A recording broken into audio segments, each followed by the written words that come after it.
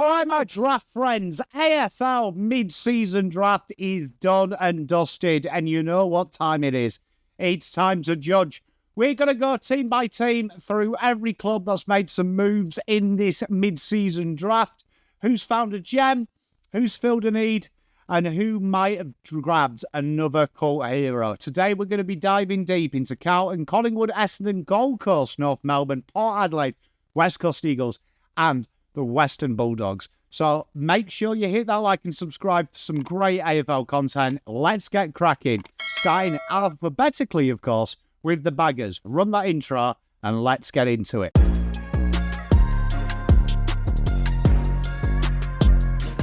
So Carlton, they had pick 4 in this draft and they took in Werriby's Flynn Young, the half forward that can play on the wing, elite endurance, good running capacity, forward craft, and a little bit of class. He arrives as a 23-year-old, which screams AFL readiness. He was a piece of the Werribee VFL Championship and has built a reputation from creating separation and having smart leading patterns. As we can see this year in the VFL, he has gone pretty well. 15 touches, 68.3% disposal efficiency, 6.6 marks, 1.5 goals, 0.5 clearances, 0.4 rebound 50s, 4.5 inside 50s, 2.8 tackles, 2.9 score involvements, and 1.3 intercepts. What makes him a good fit for Carlton is his ability to change them angles and add a bit of variety to the Blues, as we know they have a stagnating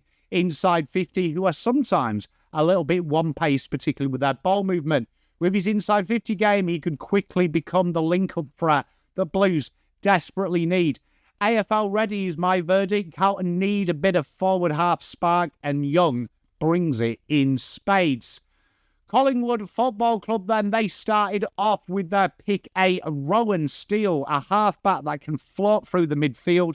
He is the type of player that Collingwood love to get in. Outside work, elite running, and very good with the ball in hand. He's versatile, hard-working, and he has a little bit of twat about him, which really sums up what the pie is like. His waffle campaign this year has seen him become a genuine outside midfielder after starting life as a rebounding defender. His GPS numbers were a big part of it. This year in the waffle, 21.1 touches, 66.2 disposal efficiency, 4.4 marks, gain on the end of 0.7 goals per game, 2.6 rebound 50s, 4 inside 50s, 2.3 tackles, just under 2 score involvements, 4.3 intercepts. I expect to see him start life as that halfback flanker and then move into it. They really like that type of midfield mix. I could see a little bit of Johnny Noble with this guy, which is probably the one thing they miss. He loves hitting them attacking 45-degree angle kicks.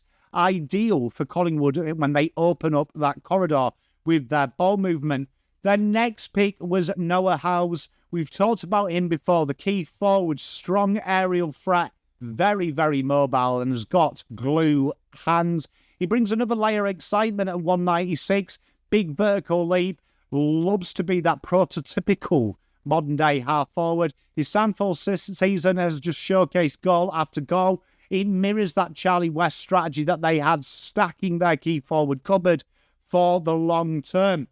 If this year in the Sandford, 11.3 touches, 67% efficiency, 5 marks, 2 goals a game, 2.2 tackles, 1.5 inside 50s, 2.3 score involvements, and 1.2 intercepts.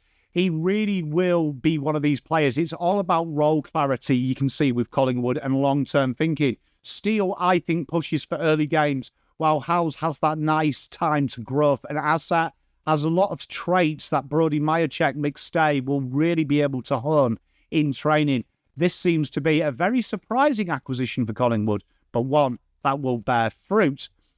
Essendon were very busy. We'll start with Archie May, their first pick. Ex-VFL, Vic Richmond, now Subiaco, incredibly strong. His impact per touch is incredible and very athletic. It's the classic mid-season kind of redemption arc. He's a Sandy Dragons boy, which means we know he's trained well. He has really been showcasing in the waffle how strong he is, particularly with his body contact and how he reads the ball early in flight.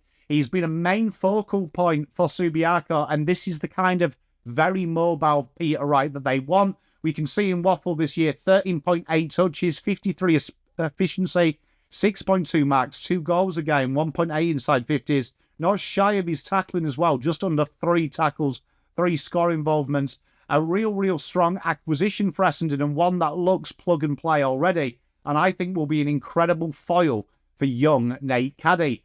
They needed a ruck, and they went LACHLAN, BLAKISTON. A great tap work ruckman. He is quite mobile as well. Very mature, ready, but he's also clean. And a lot of talk was Braden Crossley. They've gone with a more mobile version who's ready to play. And he gives something that they lacked. Someone that's got a little bit of polish and a real nice compliment to Todd Goldstein. You can see this year he's been a very strong player. 13.3 touches, incredibly efficient. 82.5 efficiency. 4 marks, 0.3 goals a game. Works hard both ways. 1 rebound 50. 1 inside 0.7 inside 50s. 4 tackles, 3.3 score involvement. 21.3 hit outs. He's physical, he's consistent, and he's mature. And he could be a sneaky inclusion very early doors. They kept it close to home with their next pick. OSKAR SMARTT, the very rambustious forward. Incredible burst speed. Real good, strong through the core. He's got that defensive half pressure, and he likes to kick goals.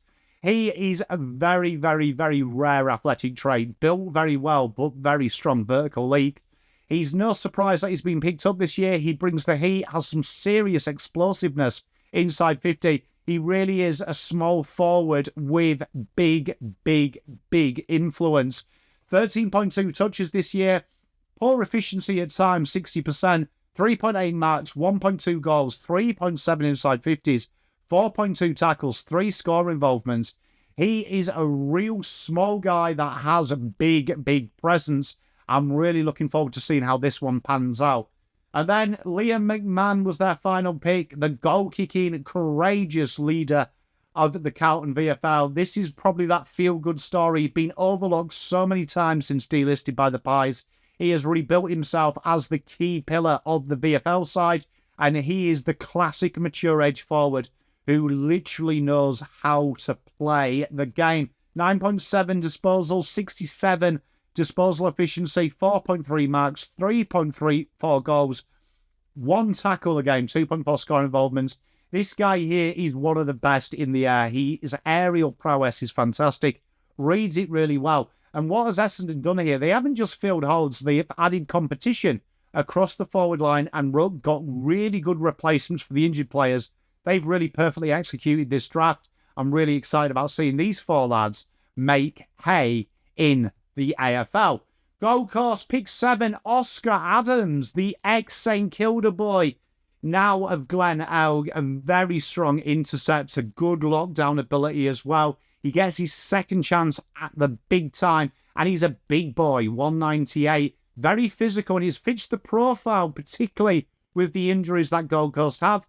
He has been very strong, and he's been flexible because he's played on smaller players as well. So just 198, he can play on the mid-sized players. They've picked a high floor player here. This year, 9.5 touches, 66 disposal efficiency, 2.7 marks, 3.8 rebounds, 5 intercepts a game.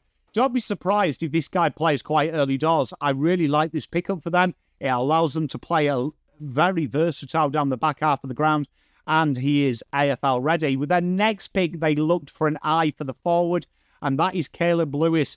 This guy here, athletic, very X-Factor traits. They've gone with a high floor with Oscar Adams. They've now gone the high ceiling player, and this guy has some real strong contested grabs. He's barely played at VFL level, it has to be said, but he has dominated at the lower tiers, and at 196, he can leap to the skies. Very raw, very instinctive, but he can fly, and he has all them exciting traits. They really feel like they've unearthed a talent here, and you can see it. This year at VFL level for Casey, 6 touches, 67 disposal efficiency, 5 marks, 2 goals, 1 tackle, 2 score involvements. They've really gone here with a high ceiling, and their whole draft strategy has been 1 for now in Adams, 1 for later. Strategic list balancing at its finest. North Melbourne surprised a few and went Zachy BANCH. the live wire pressure forward that has goal sense, and he's one of the best you will see at ground ball in state level. They went small, and he's got a very, very good repertoire. Really strong through the hips. He likes to play that ground ball. But what is amazing about him is he brings players in as well, and he ain't scared of the pressure. We can see this year, 15.5 disposals, 69 disposal efficiency, 4 marks, a goal a game, 4.3 inside 50s, 4.4 tackles, and 4 score involvements. It might raise a few eyebrows in some cases, but this guy here is X-Factor, but also suited to that pressure-based game. A real nice foil, and this is going to be an exciting pickup. Probably not what people expected, and a surprise when Archie was on the board, but you can see what North have gone for. They've gone for a little bit of excitement, and they've gone for someone that will pressure them type of players in there. I really like this pick, though. I think Zach BANCH will be a very good player for North Melbourne. And next, Cooper TREMBATH. This guy that can play backwards and forwards, very good in the air, very versatile, strong grab, and very, very, very good kick of the football. He has been one of these players that we talked about a couple of years ago in the draft, and he's found a way to get back into the system through the North Melbourne VFL system. He kicked 3 goals recently, which really, really showcased his massive forward craft, but his intercept marking is really strong. Someone that can play front and back. Versatile youth with scope for development. This is probably a long-term investment, but you can see why they've snatched him now. This year, 11 touches, 73 disposal efficiency, 7 marks, 3 goals, 1 intercept, 2 scoring involvements. This really is one for structure, their draft strategy in Zach BANCH, but then one for the future, one spark. I think both could surprise, but I really do like the Cooper TREMBATH pickup. I think it is a solid acquisition.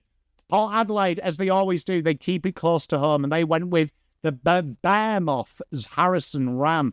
201 centimetres of him, very mobile, huge upside, can also tap ruck, big key defender though, and he has been real strong since debuting at Sandford level this year. He's one of the exciting ones for the future. Great endurance, great craft already. He's raw, he's athletic, and he could be that type of player that they've gone early on that could really pay dividends in 2 to 3 years' time. The ruck stocks there are probably that area, that probably second ruck. They've put a bit of investment in younger players. That is probably a focal point for them. But this guy here is that modern-day tall, athletic key back. Sandford this year, 6.8 touches, 85 disposal efficiency, 2.2 marks, 0.2 goals, 1.2 inside 50s, 2.5 tackles, 3 intercepts. This is really one for the future, but one that Port Adelaide fans can get excited about, that it is a real long-term investment. They probably got the steal of the draft with their next pick, EWAN MACKINLAY. Speed, pressure, goal-kicking now. He is electric. His state league tapes do really excite you. He racks the ball up. He loves pinching in the midfield. A real good person for Willie Rioli to really teach, because very similar traits. He loves a forward half tackle, and that really suits Port Adelaide's game plan. Sandford this year, 17.1 touches, 70% disposal efficiency, 2.9 marks, 0.7 tackles, 4.1 inside 50s, 4.1 score involvements, and 3 tackles. He really fits their system to the T, and I'm really excited about seeing this one. This one will play early doors and give us a bit of competition to Joe Richards as well. And then Manny Liddy. Don't be fooled by the hairline. This guy is a ball-winning magnet. Very, very clever in the clinches. And someone that's going to learn off us Ollie Wines is exciting. Had a best on-ground performance for Sandford, and he's been really strong. The old-school type midfielder that has the modern-day traits. Reads stoppage well, accumulates well, and also dictates the play and the ball movement well. In Sandford this year for the Central Districts, 22.6 touches, 74% disposal efficiency, 4.3 marks, 5.3 inside 50s, 1.6 rebounds, 3.4 tackles, 2.4 interception, 3.6. Best real balanced draft from Port Adelaide. They've got future, they've got now, they've got system fits. This makes sense with the injuries they've had. A real solid draft for them.